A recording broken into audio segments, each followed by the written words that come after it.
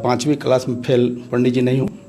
मैं आईआईटी कानपुर से मैंने इंजीनियरिंग किया हुआ है। मेरा बेटा इंटरनेशनल पायलट है और मेरी बेटी है जो फैशन डिजाइनर है। हमारे गांव के ही एक ओबीसी के व्यक्ति थे, वो हैंड पंप से पानी पी रहे थे, ऐसे कल चलाते हैं फिर ऐसे कर रहे थे, तो मैंने उनको हेल्प करके मैं हैंडल दबा दिया और वो पानी पी लिए। पानी पीने के बाद देखा कि ये कौन आदमी, देखा कि मैं हूँ, तो उन्होंने खींच कर एक चटकन मेरे को मारा था कि तुम मेरा कल क्यों छू दिया। रामायण की किताब नहीं थी तो मैं एक पंडित जी के यहाँ गया था, तो उन्होंने हमको किताब नहीं दी, बोला कि नहीं हम आपको नहीं दे सकते हैं। जो सबसे शुभ जो शादी होती है, इसको सबसे अशुभ घड़ी में मैं शादी करूँगा, ये मैंने उसी समय डिसाइड कर लिया था आईआईटी कानपुर से निकलने के बाद। तो हमारे ससुर जी यही क्वेश्चन किए, पहले पूछे कि व्हाट इज़ योर डिमांड। तो मैंने कहा कि सर पहला मेरा डिमांड है कि मैं खरवास में शादी करूँगा। हमारे गाँव के लोग टोटल का टोटल बहिष्कार कर दिया। सबके लिए खाना बना था, कोई खाना नहीं खाया। सब महिलाएं आई कि भाई अब सिंदूर लगाइए, तो मैंने कोई सिंदूर हम नहीं लगाएंगे, हम सिंदूर नहीं लगाएंगे कि हम उस तरह से शादी नहीं कर, हम सब कुछ नहीं करके देखते हैं क्या हो रहा है। सारी महिलाएं मेरे पर भीड़ गई कि नहीं शादी ऐसे नहीं करेंगे तो कैसे शादी होगी। हमको बुला करके डांट रहे हैं, कह रहे हैं कि सुनो, तुम एक दलित समाज में पैदा हुआ, इंजीनियर बन गया, तो आग में तुम पेशाब कर रहा है, आग में मूत रहा। हाँ, आग में मूत रहा है। इत्तेफाक से मेरे पिताजी का डेथ हो गया 2011 में, तो हमने कहा कि यही मौका है ये प्रयोग करने का। मैं देखता हूँ कि इनका श्राद्ध नहीं करता हूँ तो क्या मेरा क्या बिगड़ता है, क्या हो जाता है, मैं जिंदा रहता हूँ कि नहीं रहता हूँ। राजेंद्र पाल गौतम के मुद्दे पर क्या कहना चाहेंगे? देखिए, उन्होंने जो किया है वो बिल्कुल ठीक किया है और इसमें कोई गुनाह नहीं किया बिल्कुल। मान लीजिए कि अगर हमारा समाज कोई गलत चीज़ को पकड़ा हुआ है और उसको अगर उसको पकड़ने से वो बर्बाद हो रहा है, तो उसको छुड़ाने में हम बोल रहे हैं, तो उसमें कौन सा दिक्कत है? गलत चीज, इसे हिंदू धर्म की भावनाएं हाथ होती है जो हिंदू धर्म। देखिए, वो गलत लोग सोचता है, उसमें कोई गाली गलौज तो नहीं है, उन्होंने गाली थोड़े दिया है। टीवी पर तो पूरा चला रहा था कि हिंदू धर्म को गाली दी। देखिए, टीवी पर हम तो टीवी बंद कर दिए हैं कभी का, 2-3-4 साल से हमने पूरा चिल्ला के हिंदू धर्म के देवी देवता को गाली देने का अधिकार किसको, चिल्ला तो गाली उसमें थी दिया। उसमें तो कहा है कि हम राम कृष्ण और किसको हम इनको ब्रह्मा विष्णु महेश को हम भगवान नहीं मानते हैं, अन उनकी हम पूजा करेंगे। तो इसमें कौन सा हम भगवान नहीं मानते, पूजा नहीं करते, तो गाली तो नहीं हो गया। जीतन राम मांझी साहब वो भी कहते हैं कि हम हिंदू देवी देवता को नहीं मानते हैं, और ब्राह्मणों के बारे में क्या बोले उस पर विवाद हुआ बहुत ज़्यादा बिहार में। उसके बाद तो ट्विटर और फेसबुक वगैरह पर भी हिंदू धर्म की किसी भी पर्व त्यौहार पे बधाई भी नहीं देने लगे। वो खुद के एकदम खुलेआम कहते हैं कि देवी देवता नहीं है, काल्पनिक देवी देवता है। तो क्या उनको भी बौद्ध बन जाना चाहिए, या इस तरह से लगता है कि वो बनेंगे? देखिए, वो बौद्ध हैं ही, मांझी जी। हाँ, बौद्ध हैं, उसमें प्योर बौद्ध। देखिए, आप मांझी साहब के बारे में बोल रहे हैं कि वो बौद्ध हैं? बौद्ध ही हैं, जो नहीं मानता है उधर, तो ये इसका मतलब बौद्ध है। अपने जीवन में कितने लोगों को बौद्ध बना दिए सर? असंख्य लोग हैं जिसको हम तो जहाँ जहाँ जानते हैं वो सब लोग बौद्ध बन जाता है। देखिए, भगवान बुद्ध तो गलत नहीं, उनको विष्णु को 9वां अवतार बताया गया है, तो हम विष्णु के 9वां अवतार में जा रहे हैं, तो इसमें गलत क्या है? नहीं, लेकिन बाबा साहब की प्रतिज्ञा में है कि हम बुद्ध को विष्णु का अवतार नहीं मानेंगे। हाँ, तो नहीं, बुद्ध को विष्णु का अवतार नहीं मान, लेकिन वो लोग मान रहा है ना। बाबा साहब के मानने ना मानने से क्या फर्क, लेकिन उन लोग तो मान रहे हैं कि विष्णु को 9वां अवतार है। तो भाई, तुम्हारे ही अवतार में हम जा रहे हैं, तो बुरा मानने की क्या जरूरत है? दिल्ली के केजरीवाल सरकार में एक दलित मंत्री राजेंद्र पाल गौतम बौद्ध धर्म की दीक्षा लेते हैं दिल्ली में, और दीक्षा दिलवाते हैं बाबा साहब अम्बेडकर के परपोत राजरत्न अम्बेडकर।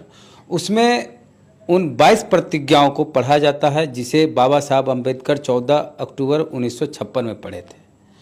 अब इस 22 प्रतिज्ञा को पढ़ने के बाद भाजपा वाले बहुत विरोध करते हैं और कांग्रेस वाले भी करते हैं, और इसमें राजेंद्र पाल गौतम जो कि अनुसूचित जाति जनजाति कल्याण मंत्री थे, उनको इस्तीफा देना पड़ता है दिल्ली सरकार से। तो हम बात करेंगे इस मुद्दे पर भी और बौद्ध धर्म से जुड़े बहुत सारे मुद्दों पर, क्योंकि हमारे साथ आज इंजीनियर MK राजन साहब हैं। IIT कानपुर से इंजीनियरिंग की पढ़ाई किए हैं, बौद्ध धर्म स्वीकार कर लिए हैं। इनसे बात करेंगे राजेंद्र पाल गौतम जी के बारे में, और क्या बौद्ध धर्म अपनाने के लिए, बौद्ध धर्म की दीक्षा के लिए वो 22 प्रतिज्ञा को पढ़ना जरूरी है, जिसके बारे में कहा जाता है कि हिंदू धर्म का अपमान किया गया। तो बहुत बहुत स्वागत है सर हमारे चैनल में आपका। सबसे पहले मैं द एक्टिविस्ट चैनल का धन्यवाद देता हूं, और साथ में आपको भी धन्यवाद देता हूं। और जैसा कि आपने पूछा, तो मेरा नाम भंते MK राजन है, और मैं 5वीं क्लास में फेल पंडित जी नहीं हूँ। मैं IIT कानपुर से मैंने इंजीनियरिंग किया हुआ है और मैं एक बहुत बड़ी सरकारी कंपनी में महाप्रबंधक के रूप में कार्य कर रहा हूँ। और मेरा जन्म स्थान जो है वो रफ़ीपुर सीवान बिहार में है और मैं 10th तक वहाँ पढ़ा। उसके बाद मैं साइंस कॉलेज पटना में पढ़ा। साइंस कॉलेज पटना पढ़ने के बाद फिर मेरा IIT कानपुर में सिलेक्शन हो गया। तो IIT सिलेक्शन के बाद फिर वहाँ से 4 साल की इंजीनियरिंग किया। वहाँ से फिर मेरे को पब्लिक सेक्टर बड़ी सरकारी कंपनी है उसमें मेरा जॉब लगा और फिर उसी में मैं जनरल मैनेजर के पद पर काम कर रहा हूँ। और मेरा वर्तमान में मेरा घर जो है वो दिल्ली में है और मेरी फैमिली में 4 आदमी हैं। मैं, मेरी पत्नी, मेरा बेटा जो इंटरनेशनल पायलट है भारत की सबसे बड़ी कंपनी में, और मेरी बेटी है जो फैशन डिजाइनर है वो हैदराबाद में है, और बेटा जो है कैप्टन वो अहमदाबाद में है। बेटी निफ्ट से पढ़ी? हाँ, निफ्ट हैदराबाद से पढ़ी है। और मेरा जो कैप्टन पुत्र है वो इग्रू रायबरेली से यूपी से पढ़े हैं। मतलब काफ़ी पढ़ा लिखा परिवार। हाँ। तो आप बचपन से मतलब जन्म से बौद्ध हैं कि बाद में बौद्ध बने? मैं बाद में बौद्ध बना। क्यों बने और कब बने? क्योंकि जब मैं पढ़ाई कर रहा था और जब IIT में पढ़ाई किया तो मैं बचपन से बहुत सारी चीज़ें देखा था जो मैं झेल रहा था। क्योंकि एक मुझे घटना याद आ रही है कि हमारे गांव के ही एक OBC के व्यक्ति थे, वो हैंड पंप से पानी पी रहे थे और जब ऐसे कल चलाते हैं फिर ऐसे कर रहे थे तो मैंने उनको हेल्प करके मैं हैंडल दबा दिया और वो पानी पी लिए। पानी पीने के बाद देखा कि ये कौन आदमी, देखा कि मैं हूँ, तो उन्होंने खींच कर एक चटकन मेरे को मारा था कि तुम मेरा कल क्यों छू दिया। तब मुझे एहसास हुआ कि आखिर मेरे में क्या चीज़ है कि मैंने इसका कल छू दिया, इसने मार दिया मेरे को।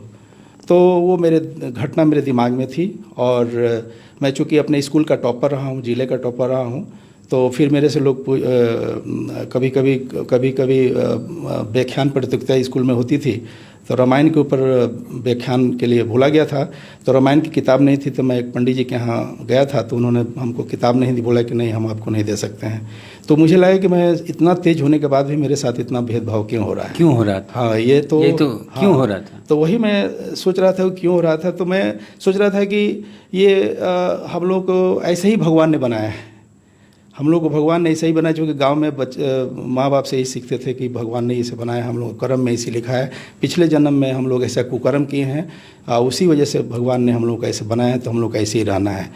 लेकिन ये इस आंसर से मुझे सेटिस्फेक्शन नहीं होता था।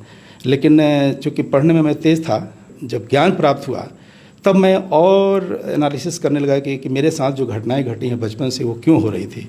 तो मेरा चूँकि माइंड उस समय साफ़ हो गया था तो मेरे को सारा चीज़ दिख रहा था कि कहाँ क्या प्रॉब्लम है। तो सबसे पहले हमने कहा कि उस व्यवस्था को मैं उखाड़ फेंकूँगा। तो मुझे पता नहीं था कि बौद्ध धर्म क्या है, कुछ जानकारी नहीं थी। ये 88 की बात है, 1988 की बात है।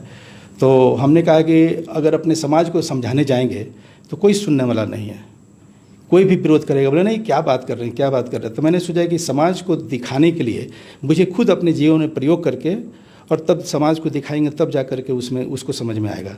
अगर मैं भाषण दूंगा तो कोई समझने वाला नहीं है।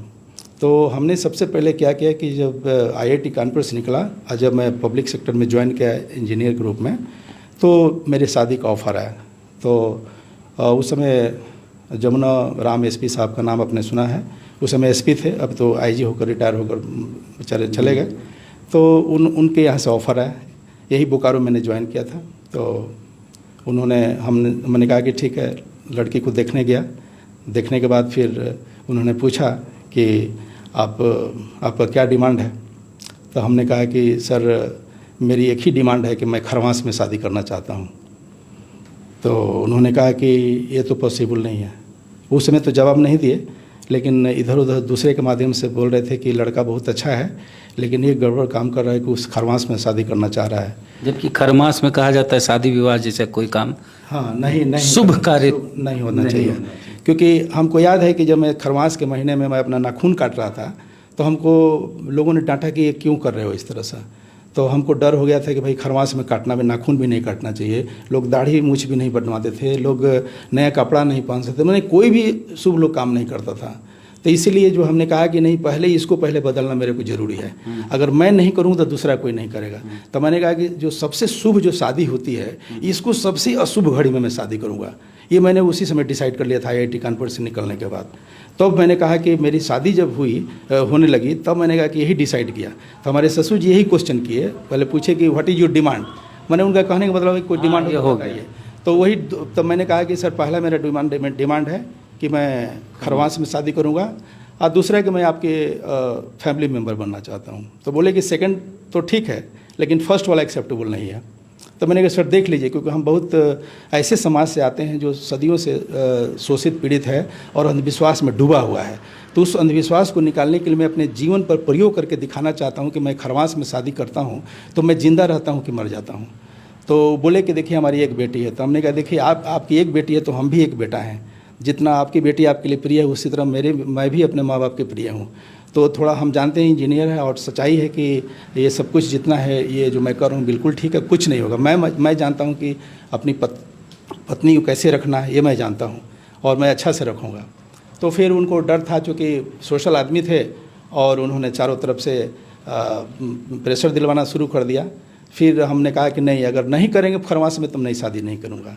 तो 20 अप्रैल 1989 को रखा गया। तो हमने कहा कि नहीं, हम शादी नहीं करेंगे, हमने जवाब दे दिया। तो उसके बाद फिर क्या किया उन्होंने कि जितने बड़े बड़े पंडित हैं, जैसे दरभंगा से पंडित बुलाए गए, बोध गया से पंडित बुलाए गए, और बनारस से पंडित बुला करके फिर उनसे पूछा गया कि जो हमारा जो दामाद होने वाला है, इसके जीवन के बारे में बताइए कि हमारी बेटी ठीक से रह सकती है कि नहीं। तो सब लोगों ने कहा कि नहीं सर, ये गड़बड़ है, क्योंकि ये धर्म के खिलाफ हो रहा है और ये गलत है, तो ये पॉसिबल नहीं है।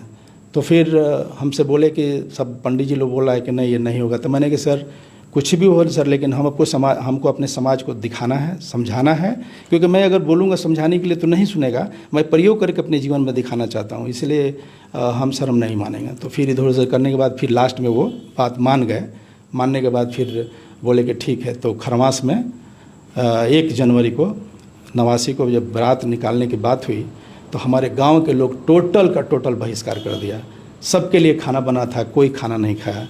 हमारे गांव के ही एक बहुत बुजुर्ग आदमी थे, बेचारे ज़िंदगी भर एक हमारे गांव के ज़मींदार टाइप के थे, उनके जानवरों का वो खाली लेदी काट के खिलाते बूढ़े हो गए थे। तो वो हमको बुला करके डांट रहे हैं, कह रहे हैं कि सुनो, तुम इतने सारे डॉक्टर इंजीनियर हो गए, देखो ब्राह्मण में, कायस्थ लोगों में, सब में बड़े बड़े इंजीनियर डॉक्टर हैं, और तुम एक दलित समाज में पैदा हुआ और इंजीनियर बन गया, तो आग में तुम पेशाब कर रहा है, आग में मूत रहा। हाँ, आग में मूत रहा है। तब मैंने कि काका ये बताइए कि हम क्या गलती किए हैं, सुनिए, ये बताइए कि आप अपने बच्चों को क्यों पढ़ाते हैं।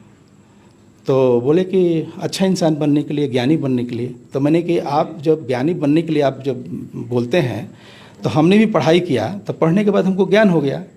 तो देखिए, हमको ज्ञान हुआ तो वही अपने समाज को बता रहे हैं, अपने दलित समाज को बता रहे हैं कि देखो जो अंधविश्वास है, ये अंधविश्वास में आप लोग जो डूबे हुए हो, देखो हम अगर इसको नहीं मानते हैं तो क्या होता है। तब मैं अपने जीवन में प्रयोग करके दिखाता हूँ। तो बोला कि इतने जो बड़े बड़े लोग हैं वो लोग तो ऐसा नहीं करता है। तब मैंने कि देखिए, बड़े लोग आप लोगों को नहीं समझाने आएंगे, क्योंकि वो लोग ईमानदार नहीं होते हैं, क्योंकि होते हैं लेकिन वो लोग आते नहीं आपको बताने के लिए। लेकिन मैं आपके ही सोसाइटी समाज का हूँ, इसलिए मैं अपने समाज को बताना चाहता हूँ कि ये गलत चीज़ है। तो हम देखिए करके बताएंगे कि देखिए पढ़ने लिखने से ज्ञान होता है, तो हमको ज्ञान हो गया, तो मैं ईमानदार हूँ, इसलिए मैं जानता हूँ कि सही काम कर रहा हूँ, मुझे कुछ होगा नहीं, आप चिंता मत कीजिए। और जब मैं अच्छा कर रहा हूँ तभी आप लोगों को भी भला होगा इसमें। तो खैर वो बात को समझ गए, बोले कि ठीक है हम समझ गए। तो वो समझ गए बेचारे। जब बारात हम निकालने लगे तो सब लोग अपना जितना गाँव में लोग हैं सब दरवाज़ा बंद करके सब लोग घर में छुप गया। उसके बाद जो है हम सोचे कि क्या करें, अब बारात कोई जा नहीं रहा है। तो बैंड पार्टी वाले आए थे, हमारे ससुर जी भेज दिए थे। बैंड पार्टी जब बजने लगा तो फिर जो है छोटे छोटे बच्चे घर से निकल कर आने लगे देखने के लिए। फिर उनकी माताएं निकल कर आई कि भाई हमारे बच्चों को कुछ हो ना जाए, क्योंकि खरवास में शादी में जा रहा है, हो रही है, हमारे बच्चों को कुछ हो जाएगा। तो माताएं आई पकड़ कर ले जाने के लिए।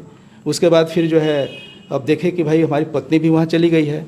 तो फिर जो पति लोग थे वो भी लोग निकल करके आए पत्नी को ये संभालने के लिए, भाई चलो तुम क्या कर रही हो। तो देखा कि बड़ा अच्छा यहाँ नाच हो रहा है, तो सब लोग खड़ा हो गया। उसके बाद हम अपने ड्राइवर को ले, हमारे आईजी साहब अपनी गाड़ी भेजे थे, उसमें एसपी थे, तो गाड़ी भेजे, उसी गाड़ी से हम जा रहे थे। तो सब हंगामा करी, बारात तो चली गई, जा रही है। मैंने कहा कि जितने लोग आए थे उन्हीं लोगों को पीछे पीछे लेके चल दिए। तो लोग जो है देखे कि ये तो गड़बड़ हो रहा है, ये तो ज़रूर कुछ हो जाएगा, देखिए ना। तो जितने लोग बोल रहे हैं कि अरे जा रहा है ना, तो देखिए ना ये खून फेंक कर मर जाएगा, चाहे इसकी गाड़ी में आग लग जाएगी, देखिए ना। तो वही देखने के बहाने लोग जा रहा है पीछे पीछे। और जितना वो हमारे घर से 5 किलोमीटर की दूरी पर हमारा ससुराल था, आईजी साहब का घर था। तो लोग जितना गांव पड़ा, जितना रास्ते में गांव था, सारा गांव को लोग जा रहा था देखने के लिए, ये क्या हो रहा है, ये क्या हो रहा है। जो जहाँ था वहीं से चल देता था, चल के देख रहा था। तो देख रहा था, ये देखना चाह रहा था कि देखिए इनकी कैसे बर्बादी हो रही है। तो कितने लोग आकर कार में झांक करके देख रहे हैं कि इसके मुंह से खून निकल रहा है कि नहीं। तो वो लोग पूछ रहा है निकला है, तो वो लोग बोलता था नहीं अभी तक तो नहीं निकला है। तो बोले कि अच्छा ठीक है, नहीं निकला तो निकलेगा, देखो ना। गाड़ी में लोग देखता था कि उसका चक्का पंक्चर हुआ कि नहीं, तो वो भी नहीं, विस्फोट भी नहीं हुआ।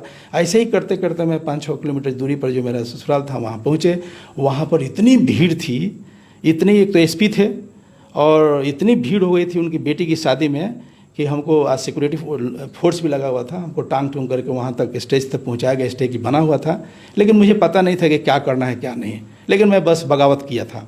वहाँ पर जो है हमारा साला जो अभी रजिस्ट्रार हैं, डिस्ट्रिक्ट रजिस्ट्रार, तो उन्होंने एक व्यवस्था कर दी थी कि 2 चेयर रख दिया था। उसी चेयर पर हम दोनों को बैठाया गया और एक दूसरे को माला पहनाए। अब माला पहना करके फिर फोटोग्राफी हुई और एक गाना चला हुआ। और गाने के बाद फिर हमको ले जाकर के गाँव घर में आंगन में ले जाया गया। सब महिलाएं आई कि भाई अब सिंदूर लगाइए। तो मैंने कोई सिंदूर हम नहीं लगाएंगे, हम सिंदूर नहीं लगाएंगे कि हम उस तरह से शादी नहीं कर, हम सब कुछ नहीं करके देखते हैं क्या हो रहा है। सारी महिलाएं मेरे पर भीड़ गई कि नहीं शादी ऐसे नहीं करेंगे तो कैसे शादी होगी।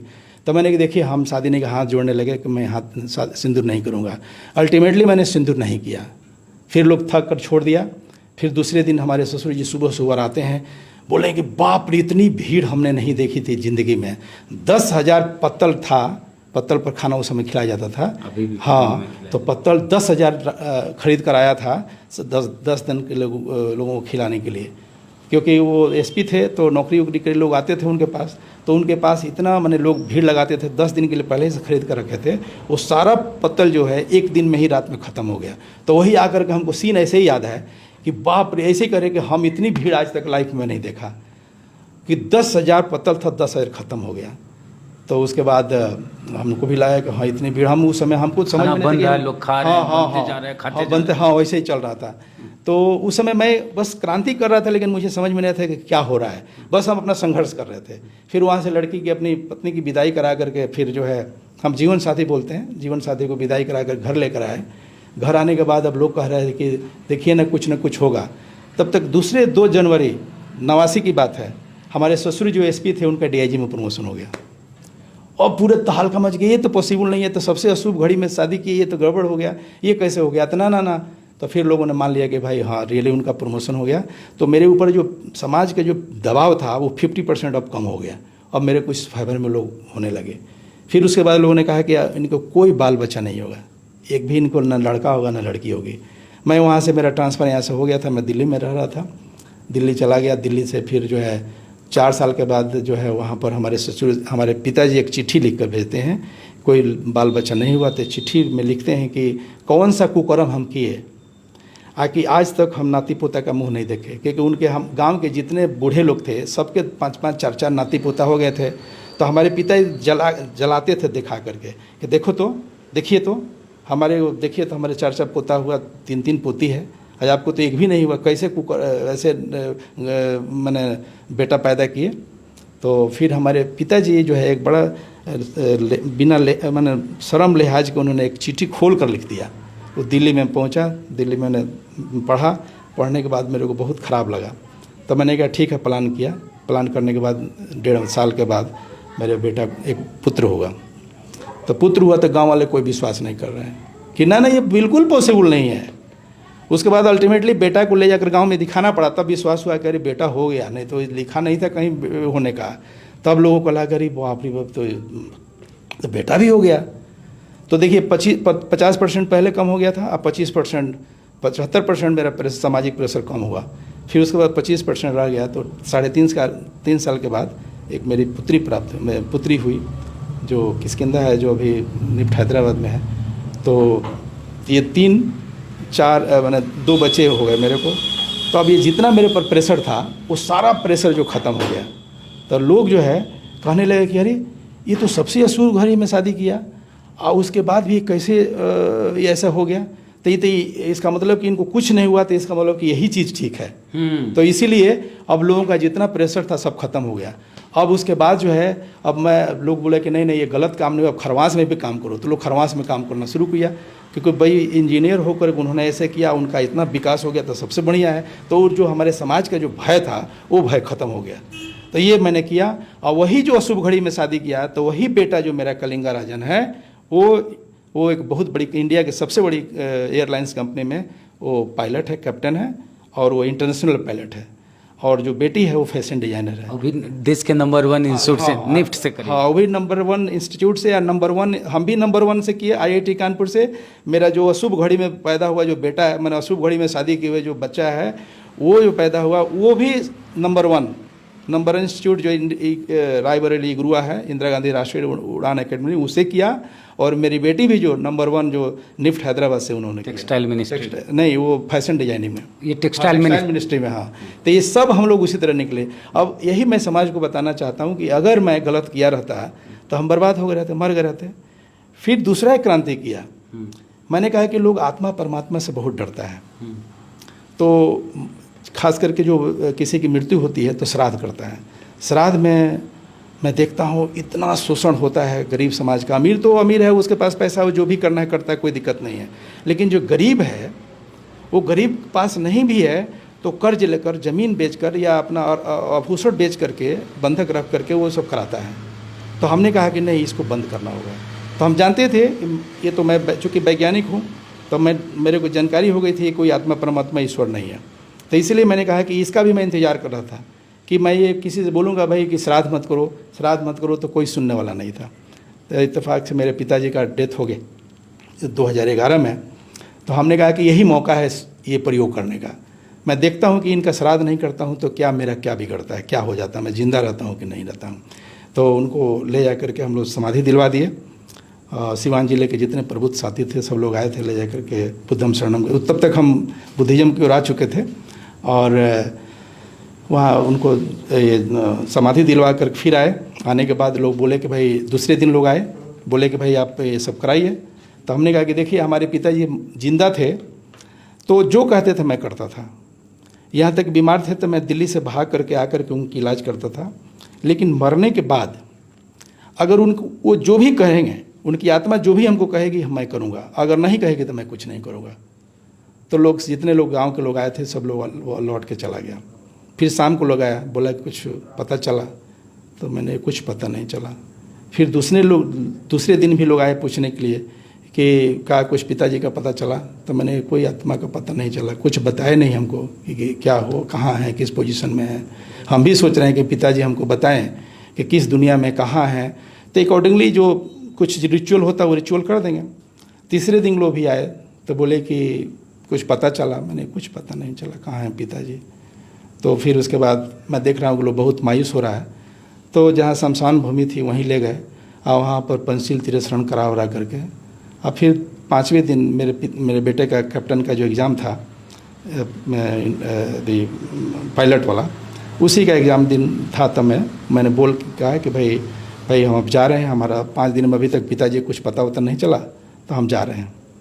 तो लोगों ने पूछा कि भाई जा रहे हैं तो कुछ करिएगा। मैंने क्या करना है, हम एक चीज़ सता है कि गांव के सारे लोग चूँकि इकट्ठा थे तो एक दिन का उन लोगों को कुछ जो है ये कर देना चाहिए, पारिश्रमिक के रूप में उनको कुछ हेल्प कर देना चाहिए। तो हमने कहा कि देखिए हम एक काम करेंगे, हम 3 काम डिसाइड किया, 3 में एक ही मैं काम करना था।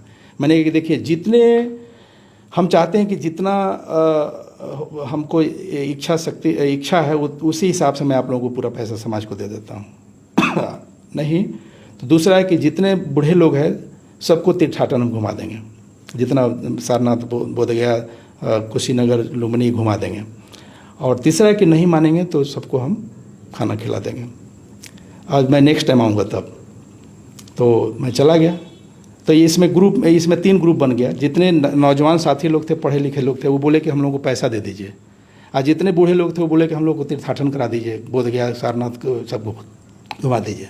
और जितना जो मजदूर टाइप के लोग थे उन्होंने कहा कि नहीं, हम लोग को खाना खिला दीजिए। तो मैंने कहा आप लोग तीनों लोग डिसाइड कीजिए, मैं अगली बार जब आऊँगा तो फिर जो आप लोग कहिए वो करूँगा। फिर 6 महीने के बाद मैं आया तो गांव में लोग जो है सब बहुत लोग दुखी था कि उन्होंने कुछ नहीं किया। तो फिर हमने गांव के लोगों को, सारे लोगों को मीटिंग किया। मीटिंग में सबको बताया कि देखिए हम लोगों के समाज के लिए पैसा बहुत ज़रूरी है। अभी मैं किसी से बोलूँगा कि भाई हमको पैसा दो तो कोई देगा नहीं। जैसे हमारे गांव में एक बिगू हैं, उनसे मैं गया, खाना खिला दिए, लेकिन मैंने कहा कि 5 रुपये चंदा दिए तो नहीं दे पाए। हमारे यहाँ एक बहारन है, उनसे मैंने कहा बहारन आप खाना खिला दिए लेकिन 5 रुपये चंदा दीजिए, तो पैसा नहीं था। तो किसी के पास पैसा नहीं था। तो मैंने कि हम लोगों को पैसे की ज़रूरत है। अगर मान लीजिए किसी कोई बीमार पड़ता है तो उसको इलाज के लिए पैसा चाहिए, किसी को अगर एडमिशन कराना है तो उसके लिए पैसा चाहिए, है ना। मैंने कोई बिजनेस करना है उसके लिए पैसा चाहिए। अगर नहीं तो हर काम के लिए लोग कर्जा लेके जाता है। हमारा जो खासकर जो दलित शोषित समाज है ये बहुत गरीब है, इनके पास पैसा नहीं है तो वो लोग कर्जा लेने जाता है। कर्ज भी 10% सूद पर मिलता है पर मंथ, एनुअल नहीं। और उसमें लेकर के हम देखे थे कि एक आदमी 10,000 रुपया लिया और 35,000 उसको देना पड़ा, नहीं था तो अपना ज़मीन देना पड़ा। तो इसलिए हमने कहा कि नहीं, हम ऐसा काम करें कि हमारे समाज के लोगों को पूरा फ़ायदा हो। तो हमें मीटिंग, मैंने बोला मीटिंग में हमने कहा कि देखिए 6 महीना हो गया, अभी तक हमारे पिताजी मुझे कुछ किए नहीं, अब बताए नहीं कहाँ हैं। तो उसी में एक लड़का बोलता है कि अरे हमको सपना दिखा रहे थे कि वो बहुत दुख में है। तो मैंने कहा कि देखो जिंदा थे तो हमारे पिताजी थे, हमको सब बोलते थे, अब मरने के बाद आपको बोलेंगे कि सपना दिखाएंगे आपको। तो लोग उसको बहुत डांटा कि नहीं ऐसा थोड़े होता है। तो मैंने ये देखिए साबित हो गया कि कोई आत्मा नहीं है। हमारे पिताजी जिंदा थे तभी थे, मरने के बाद कुछ नहीं है। तो आप लोगों को विश्वास हो गया नहीं कोई आत्मा नहीं है। तो गांव वाले मान लिए कि हाँ कोई विश्वास नहीं है। तो बोले कि हम चाहते हैं कि आप लोगों को हम जो हमारे जो जितना खर्चा आता है वो खर्चा मैं आप लोगों को दे दूँ। तो उसमें लोग विरोध करने वाले भी थे। तो हमने कहा कि चलो ठीक है। तो हमने कहा कि ठीक है, क्या चाहिए। तो हमने कहा कि ठीक है, उनको हमने कहा कि इतना अमाउंट आप लोगों को देना चाहता हूँ। तो वो बोले कि नहीं और बढ़ा दीजिए।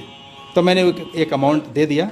अब मैंने क्या किया कि अपने पिताजी के नाम से नहीं, एक बैंक का अकाउंट खोला गया और किसके नाम से, बाबा साहब स्वयं सहायता ग्रुप बना गया और उसमें मैंने वो पैसा डाल दिया। और वो पैसा मैंने कहा कि भाई अब कोई श्राद्ध नहीं करेगा, कोई भी व्यक्ति इस गांव के होगा श्राद्ध नहीं करेगा, सब लोग इसी में पैसा डालेगा और इसी पैसे से हम लोग का गांव का सब समाज का काम होगा।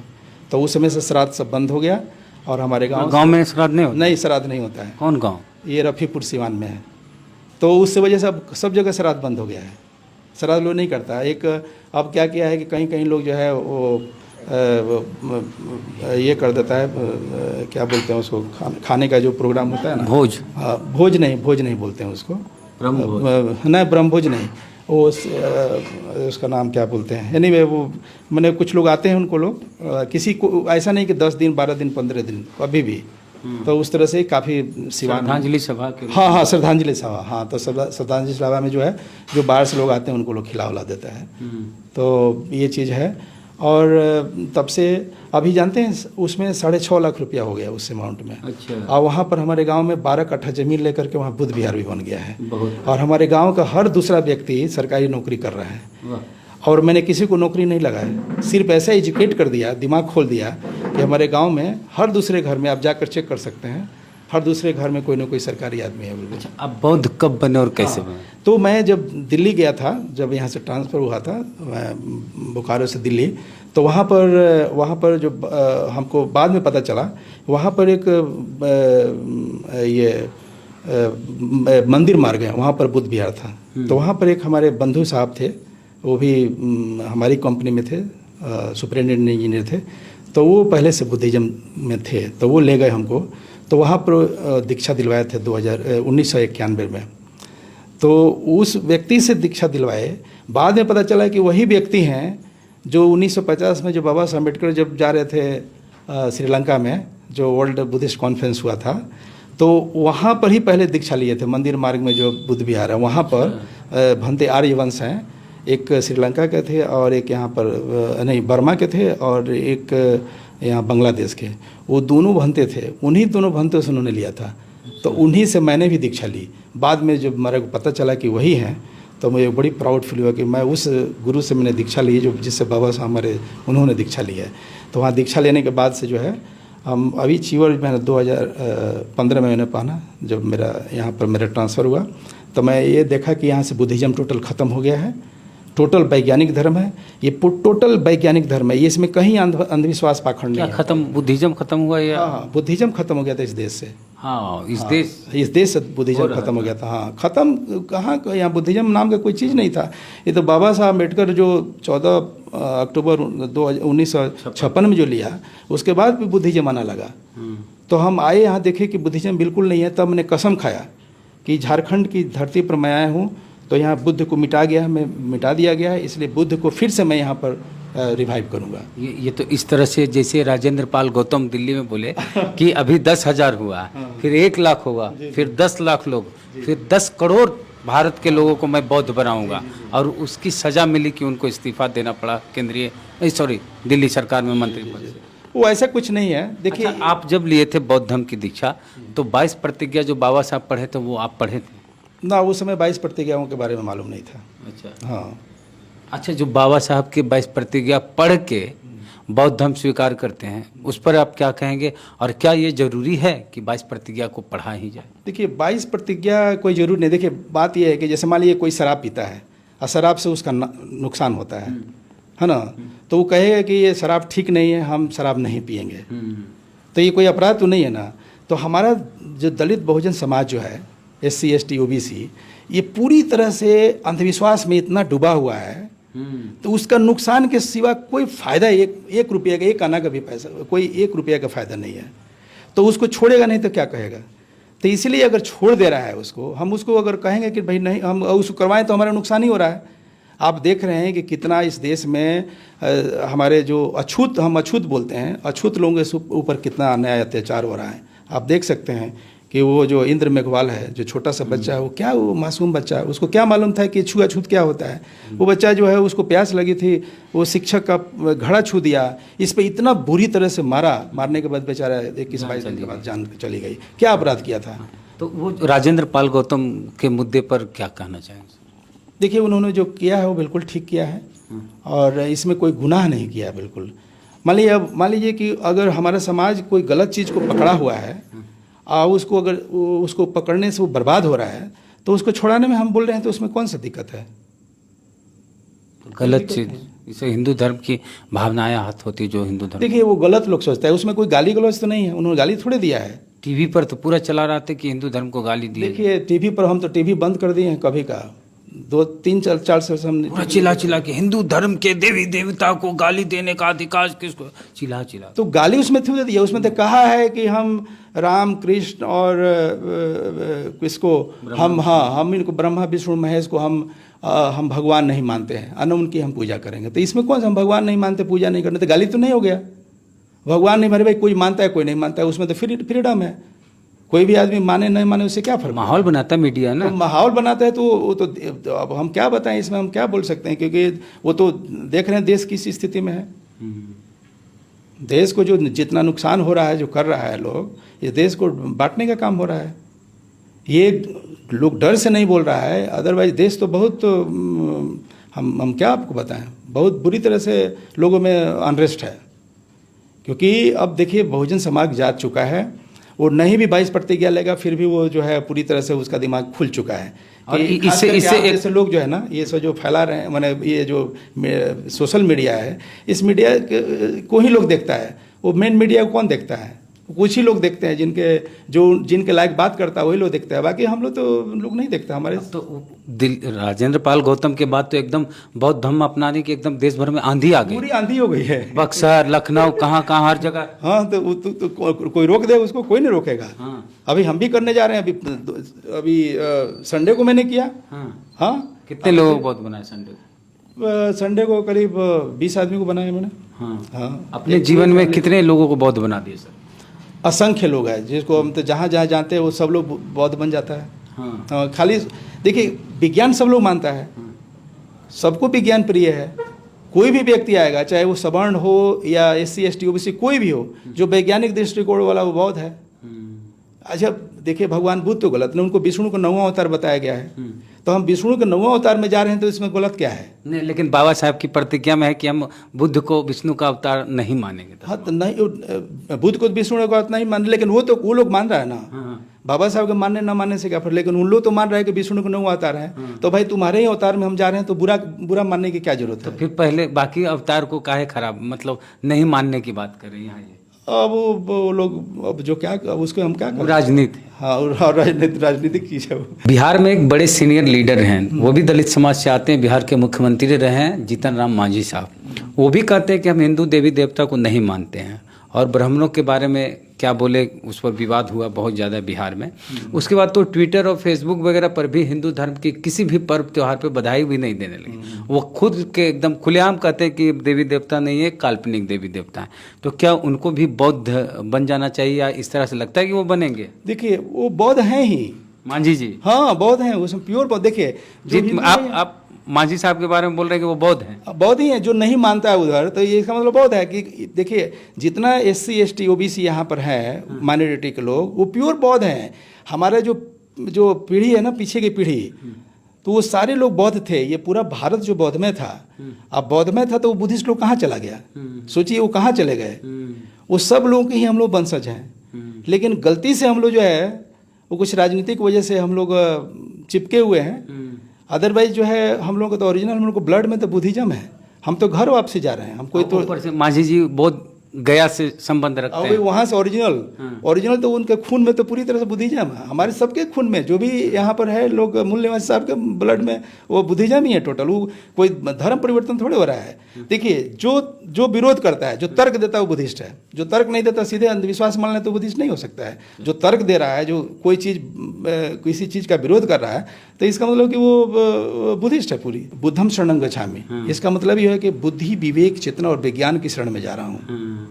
ये मतलब ये है कि अंधविश्वास नहीं, बुद्धि, विवेक, चेतना और विज्ञान की शरण में जा रहे हैं। संघम शरणं गच्छामि का मतलब कि यह महान विद्वान व्यक्तियों की संगति में जा रहे हैं, बदमाशों की संगति में नहीं जा रहे हैं। धम्मं शरणं मतलब कि प्रकृति के बनाए हुए जो नियम है, उसके हिसाब से चलने वाला जो नियम है, जो धम्म है, उसमें हम जा रहे हैं, उसके नियम से। आप प्रकृति के नियम के साथ रहिए, आपको कोई बिगड़ नहीं सकता है। जैसे मान लीजिए कि हमने शादी की, कोई बिना लगन के, बिना किसका, तो क्या था उसमें? कोई हम कुछ भी नहीं मैंने किया। उसमें क्या था कि कोई भी दो नर और मादा एक साथ रहते हैं तो बाल बच्चे होंगे ही। लेकिन चूँकि समाज उसको रेगुलराइज करता है, शादी करके रेगुलराइज करता है, उसको किसी भी तरीके से कराइए। आप बौद्ध रीति से कराइए, हिंदू रीति से कराइए, इस्लाम रीति से रहे, किसी तरह से रहे, नहीं भी कराइए। अगर करा देते हैं तो लोग लगेगा हाँ दोनों पति पत्नी हैं, कोई विरोध नहीं करे, कोई ऐसे घूमिएगा तो लोग आएगा, देखिए गलत काम हो रहा है। तो रेगुलराइज किया जाता है। उसके लिए मंत्र पढ़िए न पढ़िए, उससे कोई फर्क नहीं पड़ता है, बस एकदम टोटली कोई भी। तो इसलिए जो लोग इस चीज़ का, जो लोग प्रकृति में विश्वास करते हैं, सब लोग बुद्धिस्ट है। जितने वैज्ञानिक है सब बुद्धिस्ट है, तो इसमें कोई प्रॉब्लम नहीं है। शुक्रिया सर बातचीत के लिए। तो बहुत लंबी बातचीत हुई हमारी इनसे, और आगे भी आएंगे कभी बोकारो तो फिर इनसे बातचीत करेंगे अलग अलग मुद्दों पर। तो आज की बातचीत हुई राजेंद्र पाल गौतम को लेकर और इनके जीवन को लेकर। पूरी बातचीत आप सुने, आपकी क्या प्रतिक्रिया है कमेंट बॉक्स में दें। फेसबुक पे वीडियो देख रहे हैं, पेज को लाइक फॉलो नहीं किया तो कर लीजिए। यूट्यूब पे वीडियो देख रहे हैं, सब्सक्राइबर नहीं है तो घंटी बजा कीजिए। जय भीम, नमो बुद्धाय, जय भारत।